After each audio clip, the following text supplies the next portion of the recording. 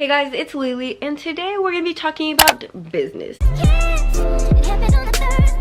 Now, you guys know I've pretty experienced in this area. I've been having my business for about a year and a couple months. Shop made by Lily. Y'all know y'all want to.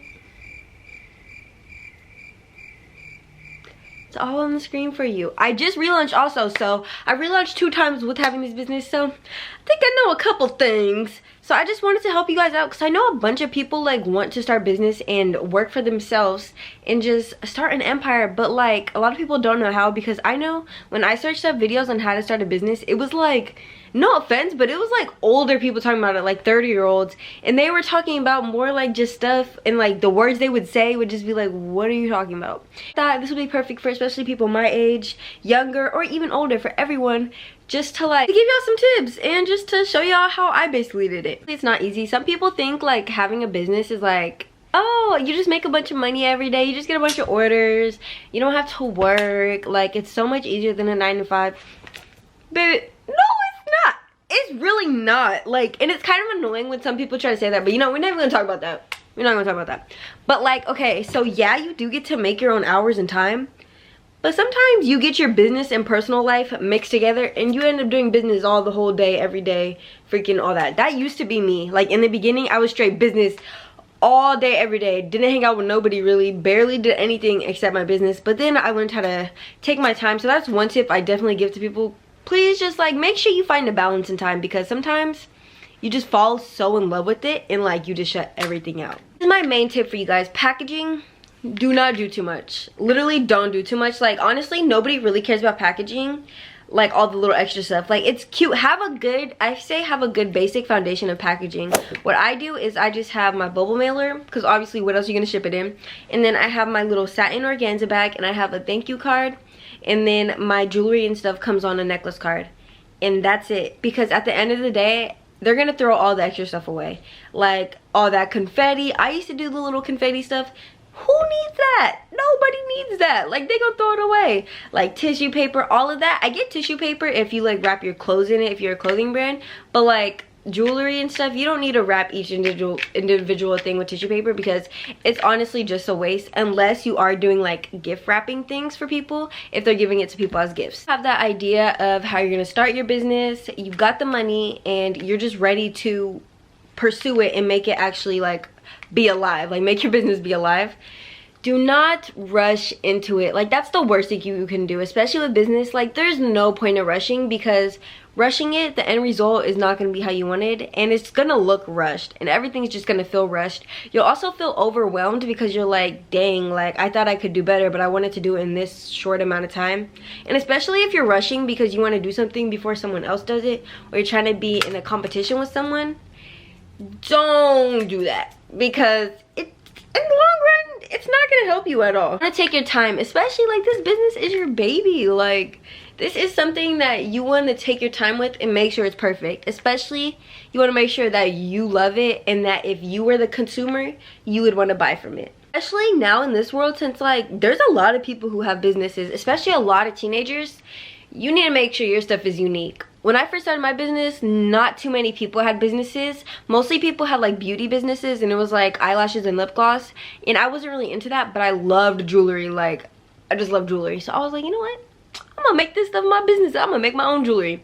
So that's what I started doing. At the time, nobody really had jewelry businesses. Now there are quite a lot of people who do jewelry business, but I've kind of already built myself up on my platform and have a lot of supporters already. So you really got to make sure you come out with something unique, especially if you are wanting to make a jewelry brand. You need to make sure your products are different. If someone else can go look it up, see the same exact thing for either cheaper, they're gonna go to the thing that is cheaper if it's the same exact thing. Products, and you know exactly what you want to sell. Marketing and promoting needs to be your best friend. That's what you need to really sit your time to, because nobody's gonna buy anything if they don't see it anywhere. Nobody's gonna buy anything if they don't see it on. Nobody's gonna buy anything if they don't see you wearing it. Nobody's gonna buy anything if you're not posting about it, because if you're not posting about it, like, are you not proud of it? You know what I mean? So like literally promote on everything. I need to take my own advice because I only really promote on Instagram and on my YouTube channel.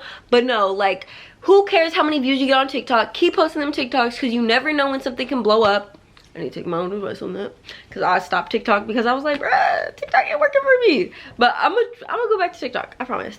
And also use Pinterest. Like, some stuff that you wouldn't think like would really help would help. Like Pinterest, my resin keychain on there like blew up, and like I got heck of views on my resin keychain, and I got so many orders on my Etsy because I put my link with it. So like, on the post, I also put my link to my Etsy where I sell the resin keychain. So that's where I also get a lot of customers from, just from that one post that I made last year. So like, stuff may take, at first it may seem like nothing's happening, but over time, stuff will definitely pick up. Especially, okay, so I know that, say YouTube, you guys are like, I don't got no YouTube channel, how am I about to promote my business on YouTube? If you like being in front of a camera and if you like making videos, make entrepreneur videos. Show people behind the scenes, because people love behind the scenes content. They want to see like, oh, how do you run your business? Like, how is things behind the camera versus what we see? Because, you know, they just see the stuff you post.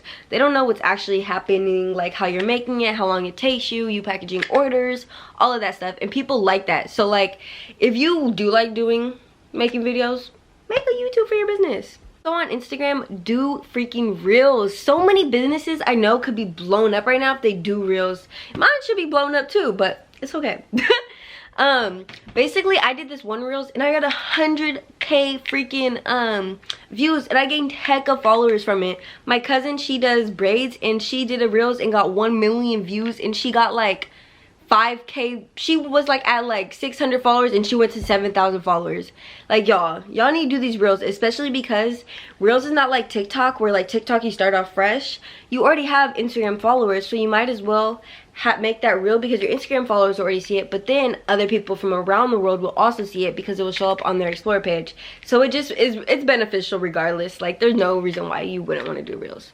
Another way to promote is in person, or having customers that you already have recommend it to other people, or people talking about it and then other people hear it and then they go buy something. For example, I was in my English class and the person was on their computer. They were literally shopping on my website and I was like, oh my god. And then other people saw them, and then I got 2 more orders just from that class because, well, 3 orders in total, just because they seen someone else talking about it, then other people in the class are talking about it, and then it just gets everyone knowing about your stuff. And then when other people see that other people are gonna buy it, then they'll be like, oh, then why not? Like, obviously it's good. I don't really know, but like, I think it's just a mind thing. Like, especially when like you don't feel like pressured, but like, I don't know, when other people are buying stuff, you kind of want to be like, ooh, I wonder why they're buying it. Like, is it really like good? Is it worth the hype? Like, you know what I mean? Now that basically you've launched your business, because after you're promoting and stuff, that means you're basically have products out and you're starting to sell.